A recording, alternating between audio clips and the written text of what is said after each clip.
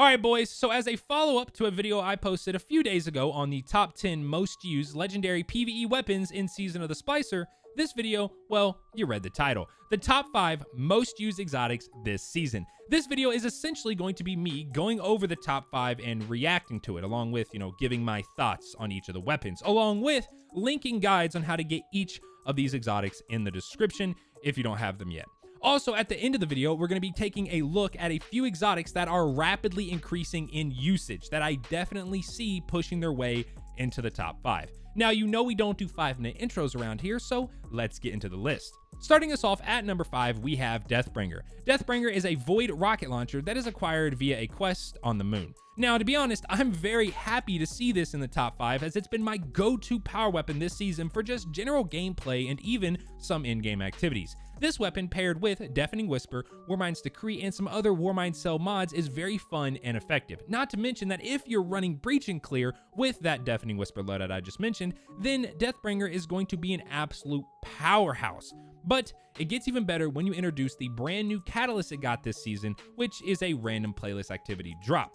The catalyst increases how quickly Dark Descent reaches its fullest potential, so essentially the void orbs don't have to fall as far to do maximum damage. Speaking of damage, however, DEATHBRINGER's DPS is around 110,000 over the course of 2 rockets and only dropping down to around 90,000 over the course of 4 rockets, so 90,000 we're just going to refer to as sustained DPS. Now, of course, those numbers are without Breach and Clear, which is a 30% damage debuff, and all the orbs outputting max damage. DEATHBRINGER is one of the highest DPS weapons in the game, and it's really only held back because of the environment, which the catalyst aims to aid in by not forcing you to shoot a mile above the enemy to get maximum damage. In my opinion, if you haven't used DEATHBRINGER this season, then you're really missing out.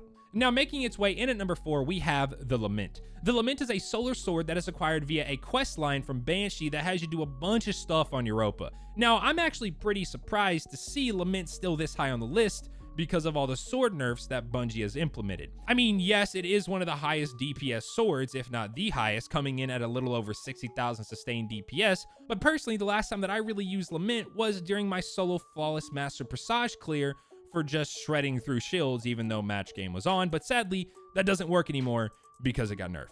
I feel as if LAMENT is a very scenario-based weapon where it's only really used in certain activities and on certain enemies / bosses. I like LAMENT, okay? Don't get me wrong. And I do think that it is the best sword in the game. I just assumed after all the nerfs, and the nerfs specifically to LAMENT, that people would be using other weapons. But it's still sitting here at number 4, so I guess people are still using it, which is pretty surprising to me. Strolling in at number 3, we have WITHERHOARDO. WITHERHOARDO is a 90 RPM kinetic grenade launcher that is acquired via the Monument to Lost Lights in the tower for 1 Exotic Cipher, 100,000 Glimmer, 150 Glacial Starwort, and 1 Ascendant Shard. Now, this is not surprising by any means. WITHERHOARDO is sought out by a lot of people that don't have Anarchy, but it's also used by a lot of people simply because it's an amazing weapon. It can be great for ad clear, group clear, and single target damage. Also, it can be used for boss damage as background tickle damage, and unlike Anarchy that takes up your heavy slot, WITHERHOARDO does not. So you're free to hit a boss with it and then switch to a rocket or something else to continue doing damage.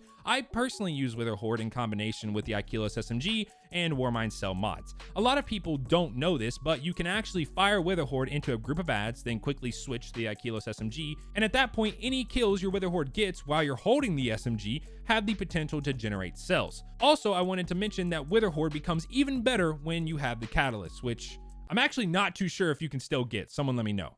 And the Catalyst just essentially gives you auto-loading holster and furthers all the pros of this weapon that I just talked about. WITHERHOARDO is one of my favorite exotics currently in the game, and I don't see that changing anytime soon.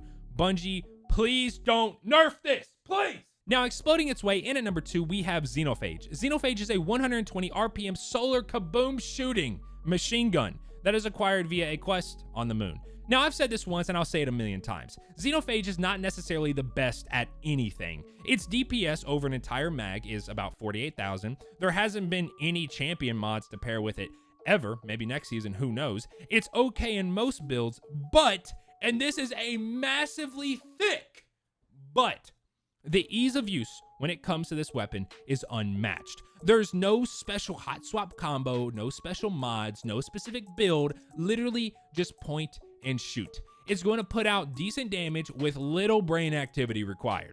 It's because of this exact reason that I'm not surprised to see XENOPHAGE this high up on the list. If you're looking for a weapon that's going to hold you down when you're just kicked back on the couch enjoying some Destiny 2, then look no further. Now, despite me saying that this weapon isn't the best at anything, well, that's not necessarily true, because in some situations, XENOPHAGE actually is the best. For example, the Garden of Salvation boss. He's floating in the air, and his crit spot is just so finicky that it's almost impossible to hit sometimes. Well, with XENOPHAGE, you're not going to have to worry about that at all.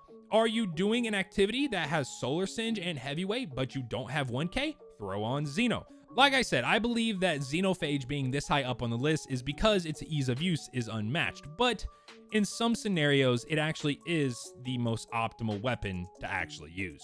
Now, coming in at number 1, you already know. Do I even have to say it? Do I? ANARCHY. ANARCHY is a 150 RPM arc grenade launcher that is acquired via the Monument to Lost Lights in the tower for 1 exotic cipher, 150,000 glimmer, 250 spoils of conquest, and 2 ascendant shards. Okay, in all honesty, is anyone actually surprised by this? Because I know I'm not. But one thing that I am surprised about is actually the amount of kills that ANARCHY has. ANARCHY alone is making up for almost 10% of all exotic weapon kills in PvE. Like, I know it's really good for funneling ads into a certain spot, then throwing 2 shots on the ground and watching them fry, but I was expecting most people to just be primarily using it for background tickle damage on bosses, so it's actually pretty surprising to see that it has this many kills. Also, speaking of tickle damage, for anyone that doesn't know, ANARCHY currently adds about 14,000 DPS to whatever boss damage combo you're using. Just stick 2 shots to a boss, sticking more than 2 does nothing, so don't waste your ammo, then switch to something else and deal damage for 10 seconds, then just rinse and repeat. This is the tried and true strat that we all know and love, but you may have realized how I said currently, and that's because ANARCHY is due for a nerf/change, whatever you want to call it. Now, Bungie hasn't said what's being changed about ANARCHY or when these changes are coming, so we'll just have to wait and see. They did, however, imply that the changes will be coming next season, so this season could very well be the last season that we see ANARCHY at the top of this list.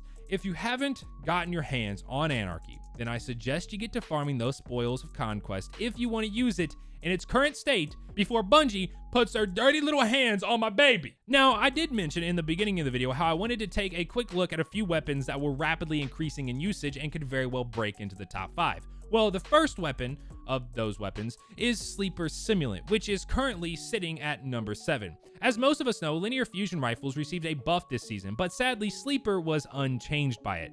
Bungie came out and said that it should have been changed, and they were working on it. Fast forward to a few weeks ago, I believe with the release of Master Vogue, and it has now received its long overdue buff.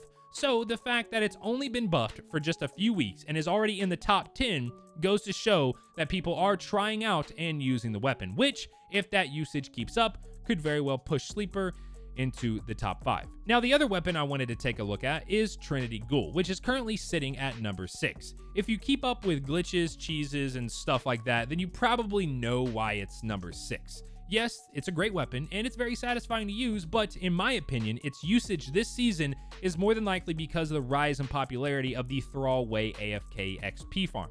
I know that the Throwaway farm has been a thing for a few seasons now, but this season I feel like I've just been seeing everyone do it.